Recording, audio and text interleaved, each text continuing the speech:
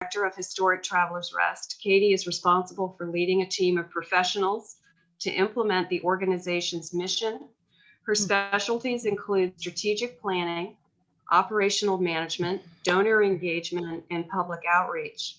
Katie holds a BA in history, an MA in historic preservation, and a PhD in public history, all from Middle Tennessee State University. She spent 5 years training at the Center for Historic Preservation and MTSU Center of Excellence. Katie, thank you very much for joining us today. Awesome. Thank you so much, Tina. Thank you to you and your wonderful colleagues at the Powder Magazine for inviting me. I am very excited to be here. We've been talking throughout the week about the weather, and I said, as long as I have power, I'm so excited. This is the one meeting I want to make sure to be able to keep. So I'm very grateful to all of you for joining today too. And I am Katie O'Brien. I'm the Executive Director at Historic Travelers Rest. I've been in this role for just about 18 months at this point. And I'm planning to focus this presentation today a little bit on the general history of our site, so that for those of you who might be unfamiliar with Travelers Rest and the work that we do, you'll have kind of an overview of the history, but also really the work that we're currently doing to enhance our interpretation of the site so that we're speaking more holistically and inclusively about the many groups of people and individuals who would have lived here over the past 800 years. So I've titled this presentation, Historic Travelers Rest, the Evolving Interpretation of a Cultural Landscape, because it's really what this space is, that the 8-acre site is, and we are constantly looking to research more, learn more, to be able to broaden and enhance our interpretation of the site in its totality. So here at Historic Travelers Rest, we are focused and dedicated on preserving and interpreting the home of John Overton and the surrounding 8-acre landscape, and serving as a gateway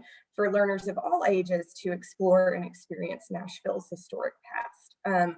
We are the oldest historic house museum open to the public in Nashville, and we focus on education using the site's cultural resources. So that's a little bit of background just about our mission and what we're going to talk about today. And of course, I do welcome any and all questions. I will do my best to answer them. And as I always say, I'm new to this myself a bit and always learning. So if I don't have the answer for you off the top of my head, I will work to get it for you. I'll make sure that I work with Tina. So I love a Q&A. So please send those questions. Okay, let's see if I can move this presentation. Does not. There we go. Okay, so really within the last decade or two, the trend in historic preservation and really in historic interpretation of sites has been not to necessarily start your story with maybe the person who built the home or had the home built that is there, but to sort of trace back to what really happened there first. We all know, and scholarship has kind of led us to better understand that we need to move away from that interpretation of, settlers came to a pristine land where they built things themselves with their bare hands. We know that in most cases, this just was not the reality of what happened. So at Travelers Rest, when you come to the site for a visit, and in the same manner when I present or when my staff presents, I encourage us to always start with the chronological beginning as we know it, and that would not have been John Overton arriving to a pristine wilderness in the late 1700s. So, and the archaeological story that we have at Travelers Rest is so rich, and it really is what I think makes this a very unique site in the state, truly. I know that we are one of a few, if not the only, historic site that is able to qualify for the National Register of Historic Places under all 4 of their criteria. And one of those is archaeology. So there are not many that can qualify under all 4, and that makes us very unique in that manner. So I'm very proud of the rich history that we have at Travelers Rest. So I always start with our archaeology. So this site that is now Travelers Rest was from as early as 1270 to 1316 AD, so more than 500 years before John Overton purchased the land that would be known as Travelers Rest. The area was occupied by Mississippian prehistoric Native American people. And so over the last 200 years, we know that both avocational and professional archaeologists have conducted excavations and research at the Travelers Rest site. And we're really fortunate that we have accounts dating back to 1805. So very early on in the history of both archaeology, which really wasn't even a professional discipline at that point, but also after John Overton had the site, we have very early on records that state that this would have been, in all likelihood, a Native American village of somewhere between 75 to 100 people. It would have included earthen mound or palisade wall construction for protection. In 1877, Frederick Ward Putnam, who was with the Peabody Institute Museum at Harvard University, was exploring the Middle Tennessee region as a whole, and he stopped at Travelers Rest and included the Travelers Rest site in some of his excavations, as well as, I think our key dates that we really look at is a time period from 1963 to 1973, when a group of avocational archaeologists that would have been with the Southeastern Indian Antiquities Survey performed a series of excavations on the property. And it was during these excavations that a total of 5 Native American house sites were unearthed. And that is what you see pictures of in this slide right here. And this is specifically this amazing intact clay hearth that was uncovered during this set of excavations. So you can see a historic image of them actually uncovering and removing that. You can see it sitting in situ. And then you can also see the image is where we took a scraping, and that is how we were able to send it off to a great company called Beta Analytics and get a radiocarbon date on the property. So when we can pinpoint that period of prehistoric occupation to around 1270 to 1360 AD. So that is the window that we know. So this hearth would have been used by these Native Americans to cook, to treat their stone tools, and just for generally heating their house. So this hearth, and I'll sort of bounce around a little bit in this presentation, but I hope it makes sense because I sort of want to focus on giving you an overall picture, but again, also talking about how we're utilizing the information that we have to enhance our interpretation. So this falls in that category. So this beautifully custom-made exhibit case is going into a new exhibit that we are hoping to officially open in the summer when the weather is a bit better, and we can hopefully have people more safely out to the property. But in partnership with the Community Foundation of Middle Tennessee, we've been able to obtain a grant to rehouse the hearth in this very low profile exhibit case that you see. So this really is, that is the ground. It's about a foot off the ground, and we've surrounded it with artifacts that speak to what home life would have been like for these Mississippian era peoples. And so it is very near to where the hearth would have originally been unearthed. So it's close to our visitor center. This building this house is going to be housed within our visitor center in our Craig exhibit space. And that is very near to where it would have been located on the property. So we feel like that's important. We're also in the process of creating interpretive panels for this. So we've actually gone through, I think, a couple sets of revisions and proofs at this point. But again, we're expecting those to be finished and installed, hopefully by April or May, enabling us to open this exhibit to the public. But again, in wanting to be very truthful and honest about what we have, this is already open. Anyone who visits our site right now, this is included in as part of another exhibit.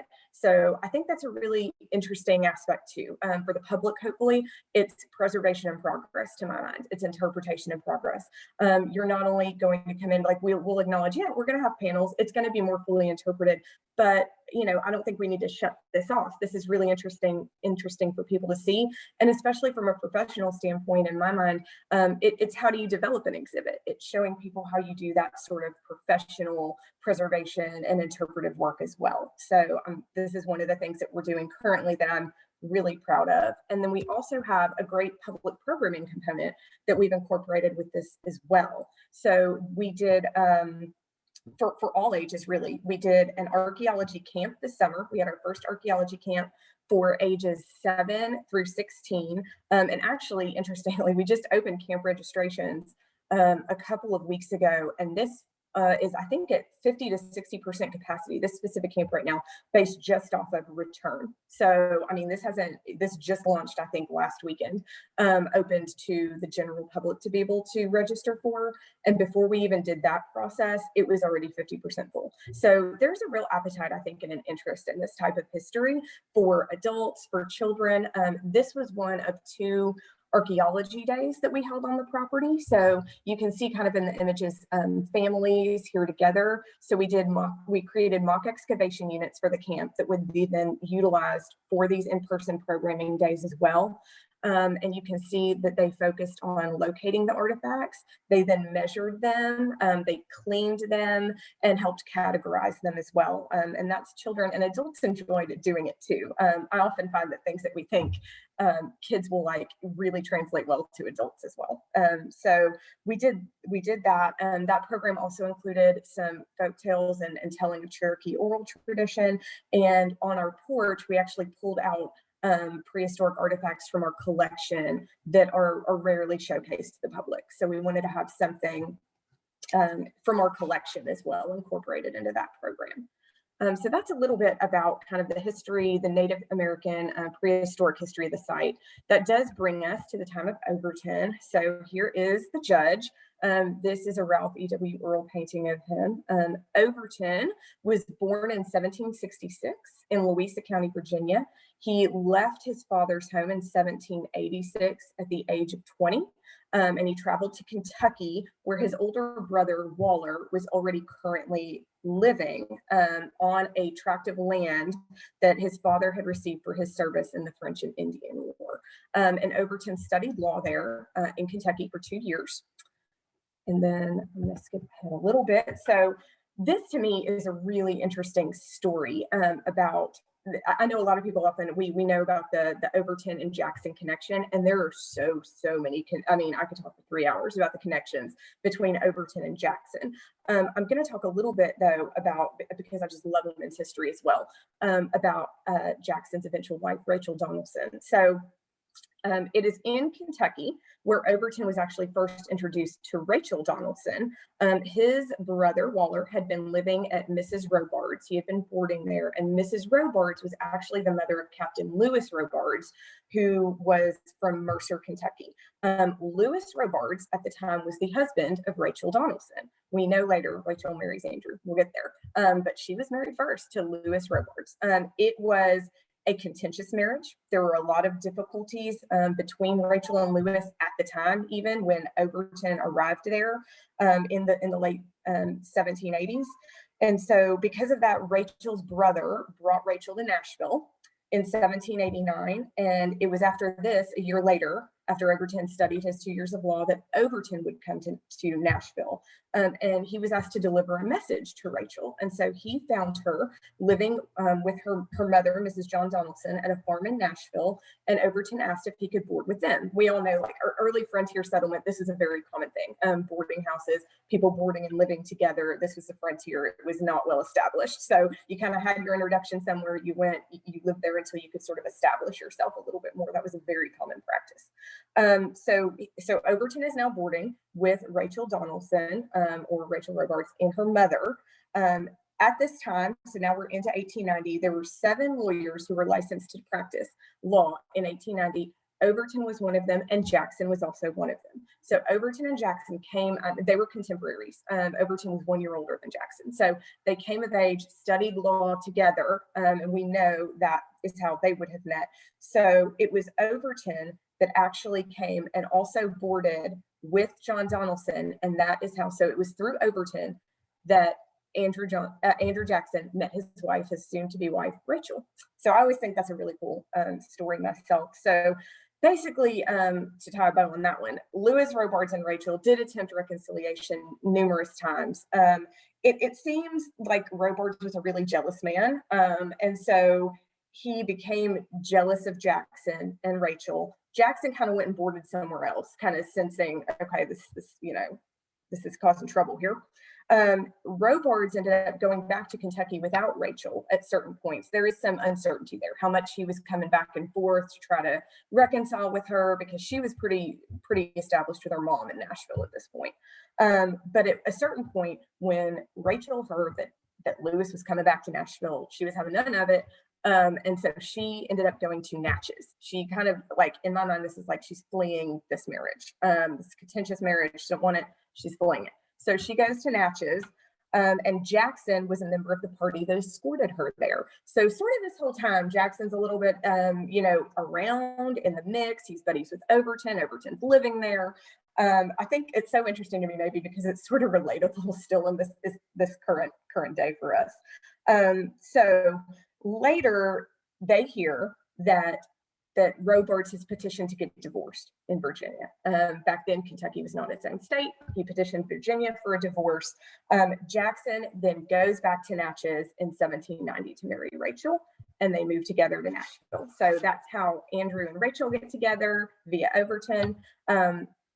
For those of you that know a little bit about your Jacksonian era history, we know that it was later that they happened to hear that Robards had only recently been granted a divorce by Kentucky. So Kentucky didn't become a state until 1792. It seems like he petitioned Virginia, kind of sat on it for a little bit, or wasn't able to really formalize it in Kentucky until several years later. We know this would kind of come up in Jackson's bid for presidencies from time to time. And so it was Overton actually who broke this news to Jackson and really encouraged them to have another marriage ceremony in 1794. So we knowing everything that follows, that probably was a pretty good idea. The portraits in these slides that you're seeing now are actually Earl replicas. We do know that Earl painted often for Jackson, and we know that he painted portraits for Overton as well. We're not sure if these portraits were given to Overton. The originals would have been given to Overton by Jackson or by Earl. We're unclear on that, but the picture that you see in the bottom is where they hang in traveler's rest, just so that there's kind of a background and context to that. That is in the larger dining room, so very prominently displayed there. So in the meantime, so all of this was happening between Jackson and Overton and Rachel. In the meantime, we still have Overton establishing himself. He wasn't, just kind of helping Jackson out there. He did for his entire life, but really he was very established in his own right. So we know that the original 320 acres of Travelers Rest were purchased by Overton in 1796, which is the same year that Tennessee became a state. He served as a tax collector. He was appointed by George Washington to be tax collector in 1790, and he was appointed to the Tennessee Circuit Court in 1804 and served there until 1810, where he became a judge on the newly formed Supreme Court of Errors and Appeals. And his handwritten rulings really established precedent, especially regarding land law. For the state of Tennessee, which was pretty critical at that time. So the picture that we have here is an Earl portrait of Overton as it hangs at Travelers Rest. And one of the books that you see on the mantle there are the ones that are painted in the picture. And those are, one of them is one of the original copies of the Tennessee Reports, which is the land law that he really set there. So we're, I think, interesting too in the regard that when you come to Travelers Rest, we're fortunate that we have many original manuscripts, ledgers out on display. And in fact, the room in the previous picture, the dining room, is one of the only rooms we have roped off because almost everything in there is original to the house, which is pretty unique. We have a lot of period era pieces that we know are appropriate, but we do have a lot of original material in each room as well. And if you come visit us, we love that you can sort of just walk right in. We only have one room that has a rope. You kind of walk right into the room. So in 1824, we know that Jackson decided to run for president. Overton was a major player in that. He was part of a leadership circle that was known as the Nashville Junto. And so together, this group kind of helped launch and promote Jackson. And they would be influential in terms of his advising him on national politics, on business choices, on banking. Overton guided the newspaper publicity for Jackson's campaign.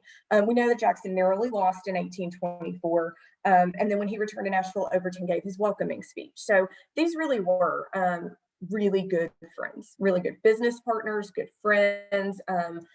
And so when 4 years later, Jackson was elected, Overton did visit him at the White House, we know on at least 2 occasions, although neither time was for an inauguration, but we know that he made at least 2 trips up to Washington. And as we know from many letters, Overton essentially managed all of Jackson's business affairs here in Tennessee while he was running our country. So again, talking a little bit about some of the women in Overton's life, and it's another interesting Jacksonian connection that we have. In 1873, or I'm sorry, in 1817, Francis May was a personal physician of Andrew Jackson. He passed away and he left behind a widow with 5 children, who was Mary McConnell White May. And so most of Dr. May's estate was sold to repay debts. So Mary sought help by moving in with her brother, who is Hugh Lawson White. He's the man pictured there. We know that he was a judge also and a colleague of John Overton's. And so Overton expressed an interest in Mary.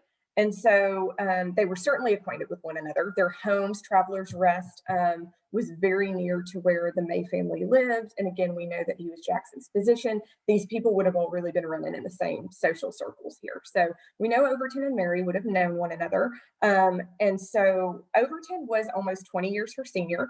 An interesting thing, and sort of maybe the dynamic why Overton and Jackson tended to work so well is because we all, Overton's personality was very erudite, scholarly. He was an introvert. My director of interpretation has the most interesting take on it, I think, and I think he's right.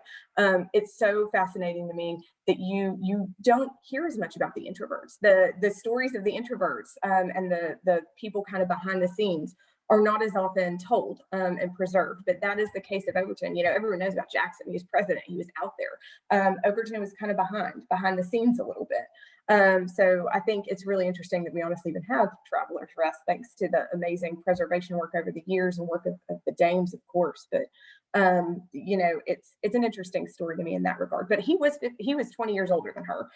Seems like he had not really made any time for relationships at that point in his life, and maybe was starting to realize, now's the time, it's not now when. So he was even though he's older, he was one of the most influential and powerful men in the state. Again, he kind of seemed to be focused more on business and politics. One of my favorite stories that we have is the story of their proposal, his proposal to her. He treated it, from what we know, this is family lore, but treated it more like a business proposition. He said something to the effect of, get ready, your hearts are going to melt, all of you out there. I do not pretend to love you, nor do I expect you to pretend to love me. However, if you would do me the honor of marriage, I'll be a faithful husband and I will take care of your children as though they were my own. And then apparently he took out a pocket watch and was like, I will give you 20 minutes to make up your mind. And then walked around for 20 minutes while she was thinking about it, apparently. So I think that's it's a funny story. I think it just shows kind of how forthright he was as an individual.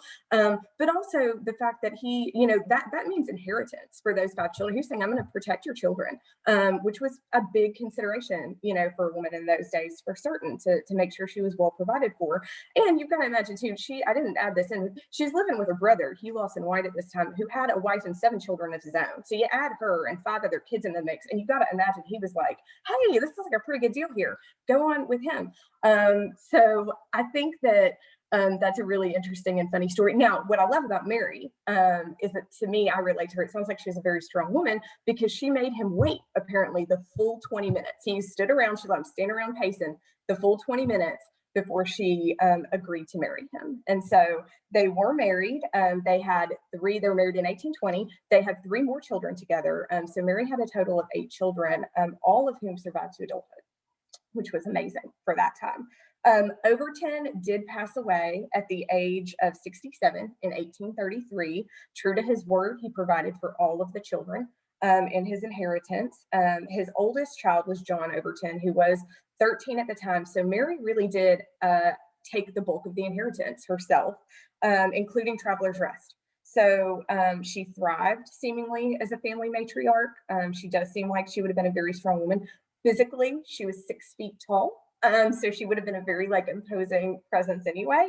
And she, due to her position formerly as a wife, of a physician, we do think that she was a healer of sorts. Like, she had a lot of herbal. We have an herb garden right now that we've created a whole program on at Travelers Rest, highlighting sort of the women's history of the site and her role as sort of an herbal healer and an herbalist. She had an entire apothecary kit. She had an herbal garden that she would practice from. So she really did manage and run this household. Even through her son having 2 wives, it was said that she never sort of ceded her seat at the head of the table. And it was sort of known too that if you passed through Nashville, you were kind of expected to stop and pay a visit to Mary Overton. So I think that she's a really, really compelling figure as well. And so that's her image there. And that is also a Ralphie W. Earl. So I want to talk a little bit. So although the Overtons would have experienced the life of elite Nashvillians, an average of 50 African Americans would have been enslaved on the property during the judge's time. I think contrary to popular belief, not all enslaved people in the South would have worked on plantations, on heavy cash crop plantations like cotton and tobacco. The enslaved people who worked at Travelers Rest tended to the small cotton crop and tobacco crop. They cared for the children, they cooked the meals, they cleaned the home, they greeted guests. And some we know were taught specialized artisanal skills like weaving, blacksmithing, and woodworking. All obviously in the service of Overton and the plantation. But there were some skilled tradespeople who worked on the property as well under the condition of enslavement. One way that we are constantly sort of striving to broaden our narrative is that we include this information side by side as part of our regular house tour, which is something I'm really proud of. We do have a specialized tour. It's called a Past Uncovered that you can take if you visit the site. We also have a children's program that's based on that as well. And I think that's great. And I'm a huge fan of specialty tours. I'm a huge fan of that. As long as it doesn't end up meaning that you're removing that story from your overall narrative that people would get on the regular tour. A specialty tour really shouldn't be a way of trying to avoid incorporating that into your complete story. I almost kind of liken it to some of the old school, maybe some of you remember, I know I do, the social studies textbooks where it's a sidebar. You've got the story about, the important, quote unquote, important people doing things. And then over here, you got the little story about, the lady that did something, or, oh, and there was also this going on over here. We really try to make it a side-by-side thing. And so each room you go into, you're going to learn about how the African Americans who were enslaved here would have interacted with the white people that lived here, would have interacted with one another. And we really set the tone for that right at the beginning of the tour, because this is the front hallway of the house.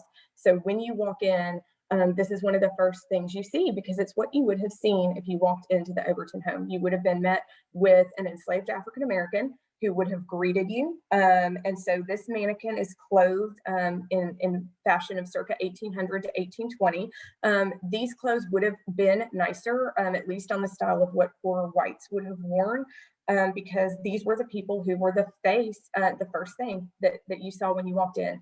And so it was more of a social mores thing, though. It had nothing to do really with care of the enslaved or anything like that. It was a social practice current with it was a thing to do to have them clothed well, so that it was a representation and a status symbol of your wealth as an enslaver. And then if we move forward, I think I don't want to push up. I want to leave plenty of time for Q&A. So we really do, though, in every section talk about that, and I can answer questions about that if you like.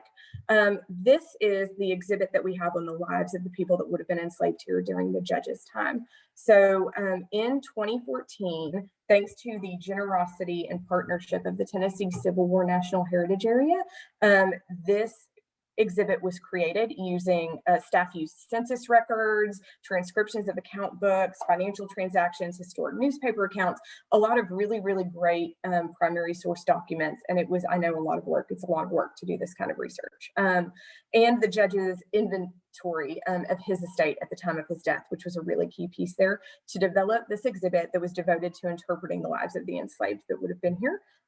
This opened to the public in 2015, and it was awarded a Tennessee Association of Museums Award of Excellence. And it is included as part of our regular ticket price. So this is not something you have to pay extra to see. You get to see it just on our regular tour.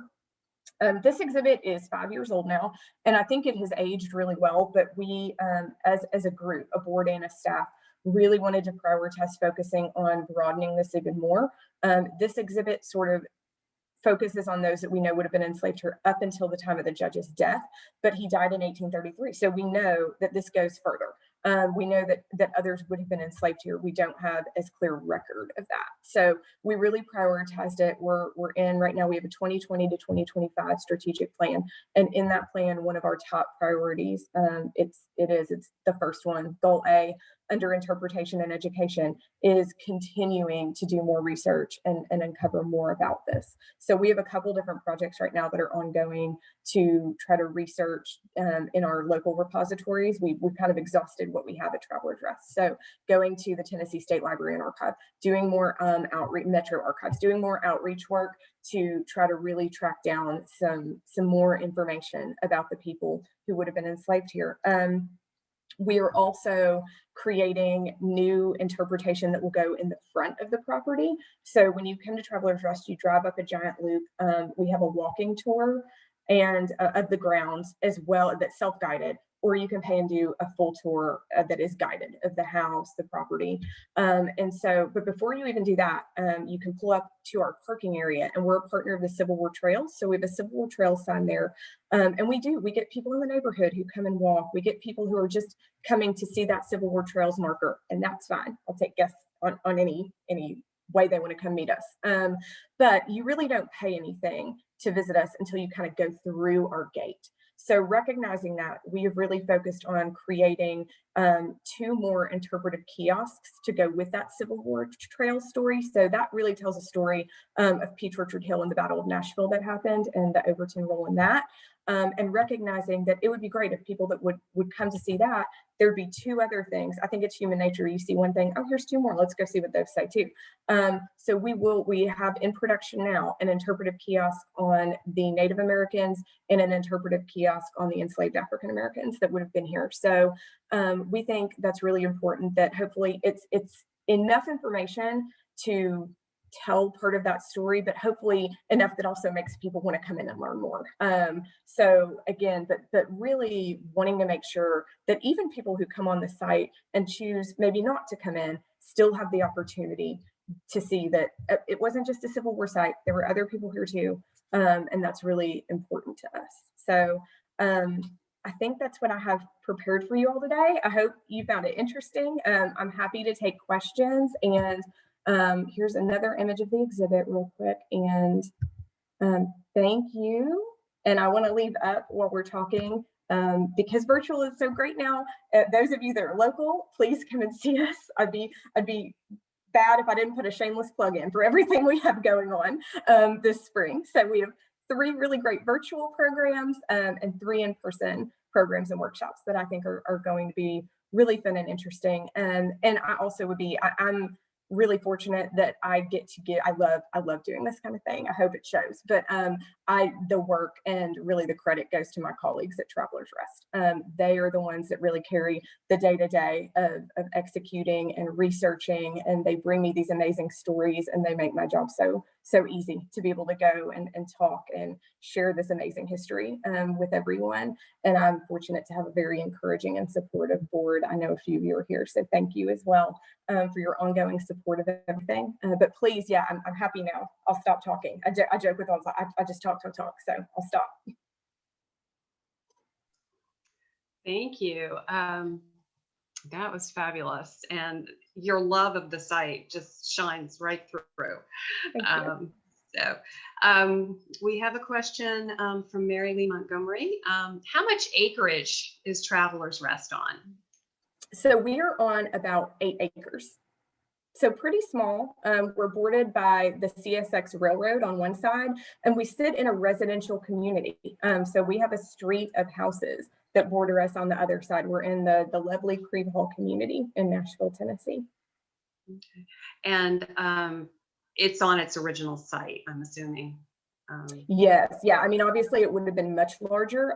He purchased 320 acres. I think he ultimately at the apex of it had something around 2,000, and now we have 8. So when it was built, was it close, I guess it was a fair distance out from what would have been the center of Nashville. Yeah, it is one of the closer ones. I mean, when we think of like the Hermitage and places in Nashville, that's definitely a good haul. There were closer, like we have Mount Auburn, Glenlevin, Belmont. Some of these we know are much more toward the center, but I think we're about 8 miles from current downtown. So not terrible. We're not talking about like a day's carriage ride or anything. It was probably kind of middle ground. We know that there's some that would have been further out, but it's probably kind of in the same nexus as like Belmead is about the same distance from downtown, maybe a little bit closer. But we know Belmont at Alicia's home would have been like right there.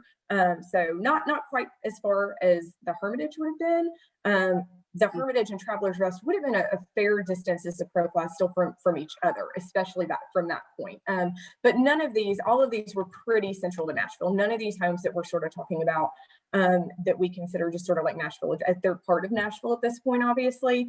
None of them were more than like 10 to 12 miles away. Okay. From Kathy Armato, please tell us more about your planned in-person programs. Oh, great. Okay, which one? We've got, let's see, the Women's History Day. I can talk a little bit about all three of them. General question. Okay, yeah. Sure. So the Artisan Day on March 13th is going to be really exciting. And these all have tickets up, by the way, right now we go through Eventbrite. But if you kind of look on our website, you should be able to find these and go and purchase tickets. So for that program, we have morning and afternoon sessions on March 13th. It does include a tour of the house that has a specialty component where we'll have a little bit more women's history included within it. We're going to have a woman who's going to be demonstrating bonnet making, a woman who's going to be demonstrating lace making, a woman who's going to be demonstrating weaving on a historic loom in our weaving house. And we'll have a takeaway as well that you can either do on site or take with you. I think it's going to be hanky doll kits. So that one's a fun one for children or adults. And yeah, there are 2 sessions. There's a morning and an afternoon. The spoon carving workshop is very, very limited in scope because obviously you're dealing with tools. But that I think is a 4 to 5 hour workshop where you would leave with a tool set and a spoon that you've carved yourself. And so it's basically like an introduction to woodworking program. And then a day out with mom is going to be sort of a tea concept, but obviously like with COVID restrictions, it'll be a little bit different than normal. But again, the house will be open for tours. We'll have, I think, some soap making that you can do. Again, a couple of like take-home activities. Woodblock printing is one of my favorites. We're going to do that so people can woodblock print Mother's Day cards if they want to. And then there will be like tea and I think maybe a little take-home treat as well. So hopefully that gives good information there. And again, feel free. I think, is my email on the back? Our website's on the back. My email is just director@historictravelersrest.org. So please feel free to email me if anyone has any questions about anything. Yeah, and we're happy to forward that to anybody as well too. Thank you. From Catherine here at the Powder Magazine, we have a grad student in Charleston right now, Neil Grisham, who used to work at Travelers Rest. She has great things to say about the property and all the work there. Oh, great. Well, good. I'm unfortunate in that I must have been a little bit before my time, but it's, of course, you always want to hear that people had a positive experience. So hi, Neil, we miss you. From Jim Stabile, I've heard of the Peggy Eaton story at TR. Do you know it? Yeah. Okay. So that is a good one. So I cannot tell it. I will tell you. No, I can tell it, but I can't tell it as well as my director of interpretation, who is has 11 years working on the property over me. But I can give you a quick synopsis. So essentially, Peggy Eaton and her husband were invited to Travelers Rest. I think Jackson really quickly realized with everything that was happening in Washington, he had sort of removed himself from politics. And so I think to sort of try to help that, they were invited to Travelers Rest by John Overton. It's not one of my favorite stories because it's a kind of a prank on Peggy Eaton. So Peggy Eaton comes in. She is entertained by the ladies of Travelers Rest, including, of course, Mary Overton herself. At a certain point in the evening, they pulled out snuff, which Peggy was not familiar with, allegedly, and everyone was encouraging her to partake in the snuff. And she did so, but apparently they did not inform her of the spittoon and its purpose. And so apparently at one point she stood up and said something to the effect of like, "Excuse me, ladies, I am like losing myself," and became very ill, and which was sort of a cause of laughing, I suppose, so for some women. So it seems like it was a prank maybe, but that's the story as I know it. Okay. From Angelin Bridges, Traveler's Rest interpretation of the inhabitants of the land is very, very impressive. Can't wait to visit in person. Thank you. And, from Laura Roberts, NSCDA Tennessee, can you speak to the wonderful collection and documentation from which the Traveler's Rest team pulled the information for this exhibit? I love that the exhibit has copies of journals and letters as support. Yes, let me back up a slide so you can sort of get a picture. Thank you, and hi, Laura. Laura's fantastic. So yes, that's a great question. I'm happy to answer that. So a lot of research really did go into creating this exhibit. We really formed, so if you see this list here, that is the list of those who we know were enslaved here during the judge's time. We were able to get that information from his estate inventory. And the way we tell it, and it is, I think it's a very telling thing that is, troublesome to us nowadays.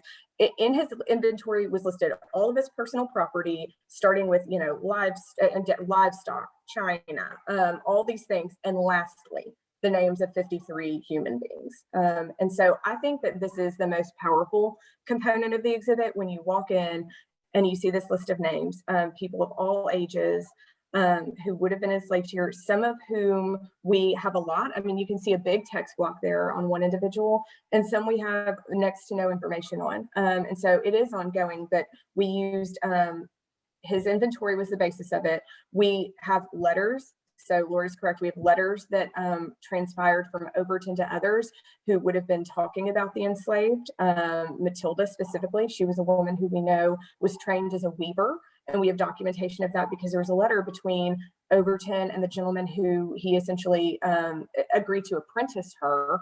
And it says something to the effect of, with this apprenticeship, you need to provide, a loom and sets of clothing, but she'll come back with coverlets and the ability to create coverlets and other woven goods for you on your plantation. So it is through the documentation of letters, journals, ledgers, he kept ledgers, his estate inventory, and then census information as well, that we were able to kind of piece this together. But it's really challenging work, especially because some of the individuals have the same name. So you're really trying to piece together who could be a parent to whom, based on ages of people, and the way families might be grouped in some records. We actually are very fortunate. I think we do have more documentation than most places have and are able to source to be able to do this, but there is always more work to be done. I hope that answered your question, Laura. Just kind of as an aside to that, with the side-by-side interpretation that you do in the house, do you have enough documented information from Traveler's Rest to really get a good interpretation of the lives of the enslaved workers there, or are you kind of having to generalize from what you know or what you would have found in a home like that? I'm not sure I expressed that very well, but no, I get it. No, that's a great question. And I think it honestly is a little bit of both. Of course, we're going to use like secondary sources to contextualize the story a bit. We can say, based on scholarly work, sort of what we know would have happened, but we are fortunate that we do have a lot of documented work where we can tell specific stories. We can tell the story of Matilda, who was a weaver. We can tell the story of Harry, who was a blacksmith. Lewis, who accompanied Overton on one of his trips to Washington. So I can't see it on my view because I have y'all, but that suit right there is a suit. It's a reproduction, obviously, but we know from a letter that Overton wrote that he had a suit specially made for Lewis, who was his personal enslaved servant, to accompany him on one of his trips to Washington. And actually, that relatives encouraged him to take somebody else as well, and he insisted that Lewis was the only person he needed to take with him. So it is there. We do have, between letters and other correspondence, we feel like I mean, I wish we could do more. I can't say at all that I think it's enough. It's a start. I think it will, always kind of be a work in progress, because of 50 people, I just named like 4, So, I mean, we still wish, of course, we could find more information. But for example, yeah, like if we're telling the story, when we do our 12th night program, when we talk about Boxing Day, so we know that we can incorporate some things that just through secondary source and scholarly research would have been typical, but we do have the ability to personalize it factually to people that would have been enslaved here. Okay. From Joyce to everyone, have you been, and this is along these lines too, have you been able to follow the continued history of the enslaved people that you've researched at Travelers Rest? So okay, I think I see what you're saying. So if continued and kind of followed them through emancipation. Do you know any of their descendants, or are there any descendants involved in the property today? Or I think that's what she's asking. Yeah, that is a great question. So there are a fair number of Overtons, both black and white, that still live in the Nashville area, descendants of both. And we had worked with Reverend Bruce Maxwell, who's at Lake Providence Baptist Church. And I don't know if that panel is in here or not. I don't think it is. So he is a direct descendant of someone who would have been enslaved here. And so that is some of the work that we're still trying to do. And we actually have a lineage project right now that we're we're in the process of it. It's called the Overton Lineage Project, and it has 2 prongs. We've done pretty extensive genealogical research on John Overton. And obviously I don't want to say that's the easy part. That's a lot of work too. But obviously the document trail is much, much different, if almost non-existent, for the African Americans who would have been enslaved here or chose to come back post-emancipation if they wanted to. So we actually do have one story that we're trying to flesh out further right now of a man named Hiram Overton, who I think, again, I don't want to say you use one individual to exemplify a whole group and you're done with it. Like, we want to know as much as we can about each of these individuals, but he is one that we do have a good amount of history on, and we have a descendant who is working with us. She's not local. She's based in Baltimore, but she's had work done by the New England Genealogical Society and has been very gracious and kind enough to trust us with that research and share that work with us. And so as the other component of this project, that's what we're highlighting and focusing on this year, is trying to put together more of his story so that we can start to take those steps toward following these people first. So that's a great question. And to answer it, I don't think we have done nearly as much as we would like to. We're a small staff and we have to kind of focus, our resources. But again, it is one of the things that as a staff and a board, we agreed on that we would prioritize. And so I think this is our way of really starting to take bigger steps there toward being able to do that, because I agree, the story doesn't end in 1833. It doesn't end in 1865 or 1866. It continues on. These people with interesting lives and lives of their own that then went off. And I think it's a fascinating story. And so I'd love to be able to do more research on that. Again, this is along the same lines. Can you tell a little bit about the other generations of Overtons who lived there? This is from Ann Kelly. Sure. And if she doesn't mind, I'll add on to that. Can you tell us how the National Society of Colonial Dames in Tennessee acquired it? Absolutely. Yeah, great questions. And again, I'm not trying to leave anything out. It is like 800 years of history in 30 minutes time. So again, no disrespect to any group or story.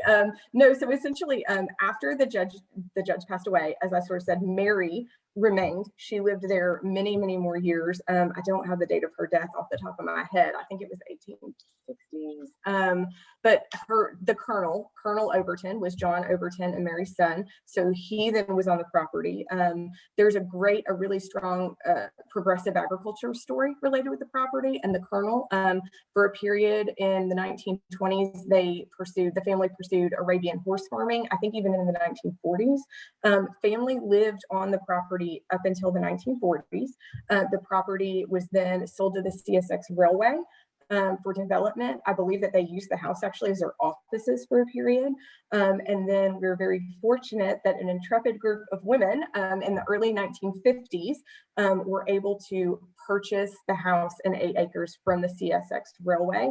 I mean, I think CSX was very agreeable. I don't want to misspeak, but I think, you know, it was nominal. And then we're fortunate that the Tennessee Dames, National Society of the Colonial Dames of the state of Tennessee, stewarded this property. So again, that's a story that I personally love telling. To me, it harkens to the Anne Pamela Cunninghams and the Mount Vernon. I mean, it's that story of strong women stepping in and realizing the value of history and preserving it. No doubt. I mean, there are multiple levels where decisions were made that enabled us to have this property that we're able to interpret and tell these amazing stories today.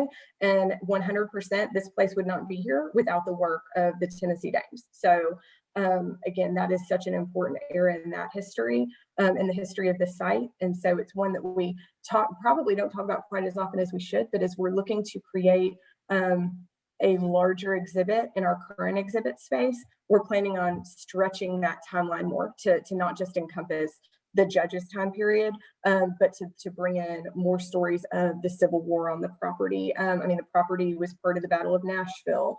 It was John Bell's headquarters. I mean, there are just so many stories to tell, and it is one of our biggest challenges, I think, even in giving a presentation, is how do you focus your time? I try to tailor it to the audience I know that I'll be speaking to, but again, we face that challenge interpretively. We created a whole exhibit on the Civil War because we found that there were people that were really just more interested in that, and we wanted, the house interpretation really has always been focused.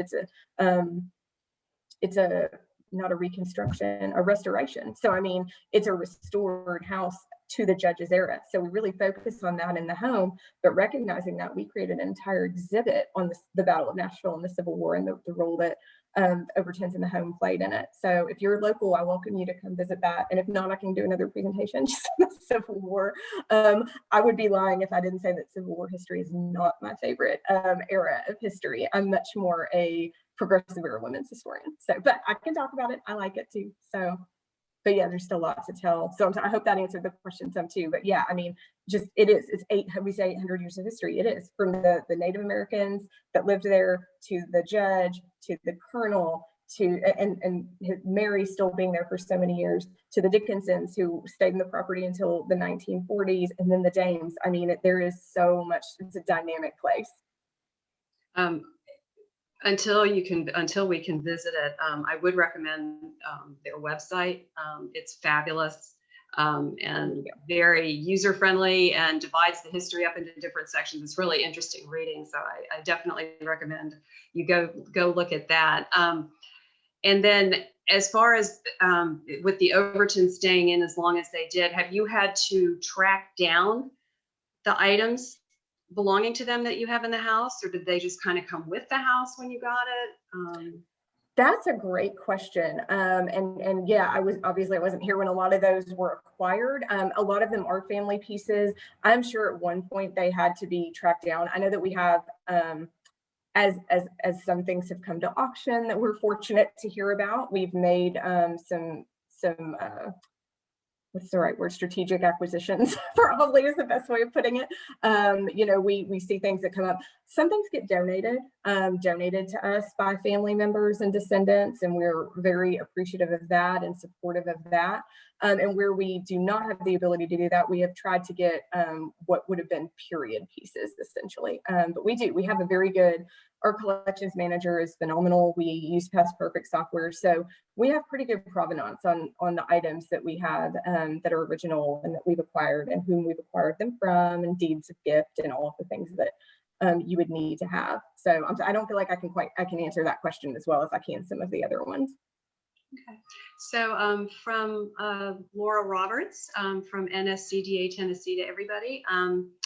The Travelers Rest holdings are extremely impressive, and we're proud of how it was interwoven into this exhibit, and hope that many of you can come see for yourselves. So again, this is a place to to add to your list of places to visit. It's really extraordinary. Are there any other questions or comments before we thank Katie and let everybody get back to their day?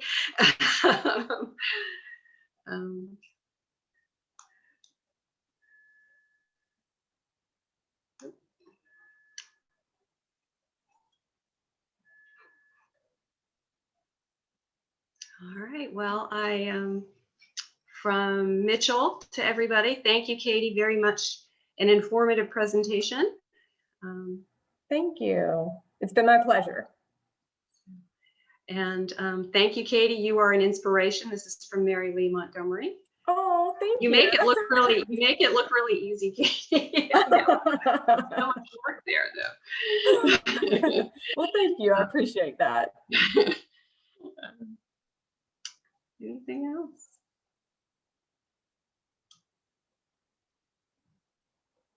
And again, Katie, if you don't mind my mentioning all this amazing work you do at your museum, you're also the mother of a 5-year-old and a 2-year-old. So you really are a superwoman. And oh, thank you. I appreciate that. I appreciate it. I love it all. I love all aspects.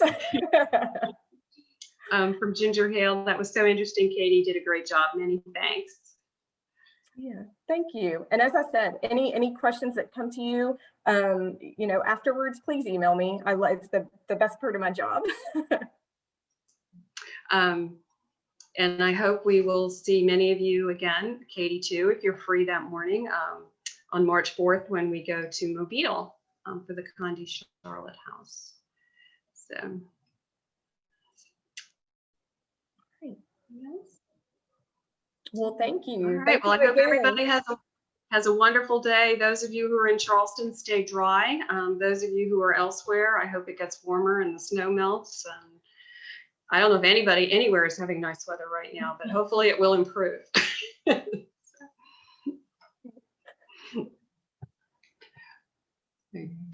Traveler's Rest. There we go. Okay. I see you, Diane. Yeah. Love it. Love it, and Kelly. Thank you. And thank you all at the Powder Magazine. I'm so grateful for the opportunity to share Traveler's Rest with you. Thank you for doing this. Mm-hmm.